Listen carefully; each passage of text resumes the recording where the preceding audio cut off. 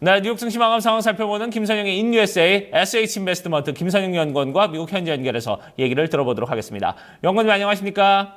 예, 안녕하십니까. 김선영입니다. 네, 자 3대 지수 모두 다 하락세로 돌아서는 모습입니다. 글쎄요, 유럽에서의 양적 완화 소식이 들렸음에도 불구하고 하락세로 돌아섰습니다.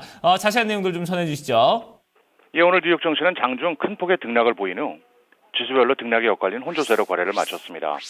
유럽 중앙은행 ECB의 강도 높은 부양책에도 불구하고 유럽 경제의 펀더멘털이 여전히 하락 국면에 있다는 분석에 힘이 실린 것이 개장 초 급등하던 주가 지수를 끌어내린 것인데요.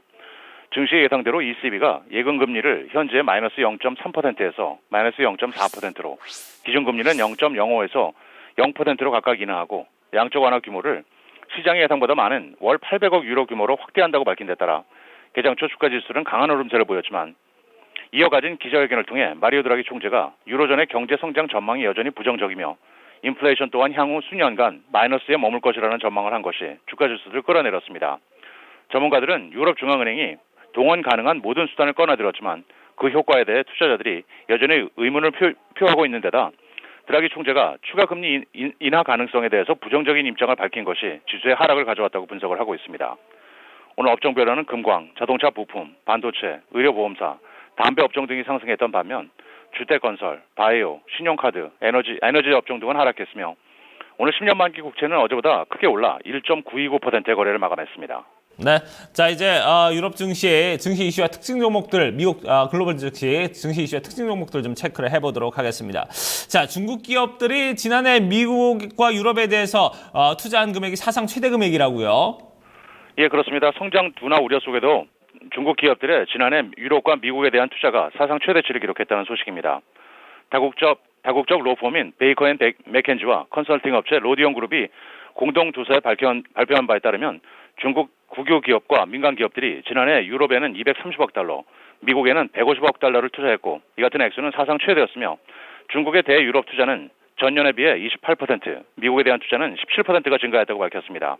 하지만 대유럽 투자의 경우 2014년에 2배 증가했던 것에 비하면 증가세는 다소 둔화된 것이라고 덧붙이고 있는데요. 실제로 서방에 대한 중국 기업들의 투자는 올해 또다시 사상 최대 규모가 될 것이라는 전망입니다. 기업들은 올 들어 이미 첫 6주 동안에만 700억 달러 규모의 M&A를 밝힌 바 있습니다. 오늘 특징 종목들입니다. 할인 소매업체 달러 제너럴은 지난 분기 예상을 4센트 웃돈 주당 1달러 30센트의 순이익과 7%의 매출 증가, 그리고 분기 주주 배당을 기존의 22센트에서 25센트로 14% 인상한다고 밝히며 주가는 10%의 급등세를 보였습니다. 세계 2위 유전 서비스 업체 할리버튼은 저유가에 따른 실적 악화를 이유로 올해 직원들의 임금을 동결한다는 소식에 주가는 0.8% 하락했고, 세계 최대 인터넷 쇼핑몰인 아마존닷컴은 택배 업체들에 대한 의존도를 줄이고 비용을 낮추기 위해 보잉 767 항공기 20대를 임차해 배송망을 확대한다는 소식으로 오늘 보합권에서 거래를 마쳤습니다.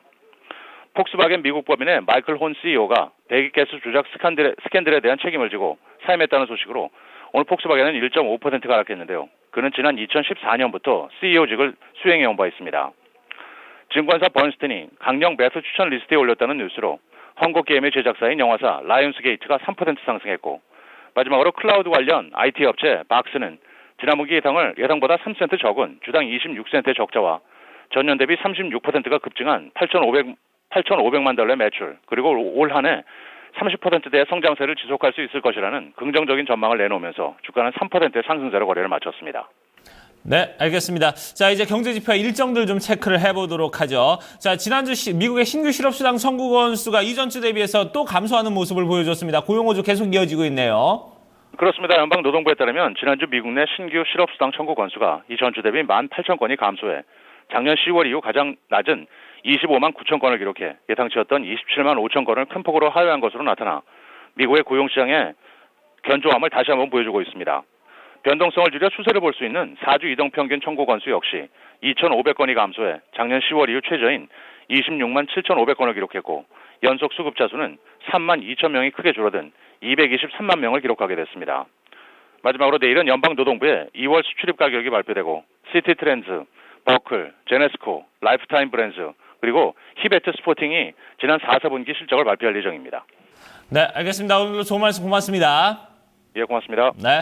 자, 저희가 이렇게 미국 현지 연결해서 뉴욕 증시 마감 상황 체크를 해봤습니다. 3대 지수 혼조세로 마감이 되는 모습이었습니다. 글쎄요, 미국 내 진짜, 글쎄 지금 실업수당 청구 건수도 좀 상당히 좀 잘 나왔고, 여기에 유럽에서 경기 완화 정책까지, 경기 부양 정책까지 나왔습니다만, 이런 부분들이 증시에 전혀 반영이 안 되는 그런 모습이 보여졌습니다.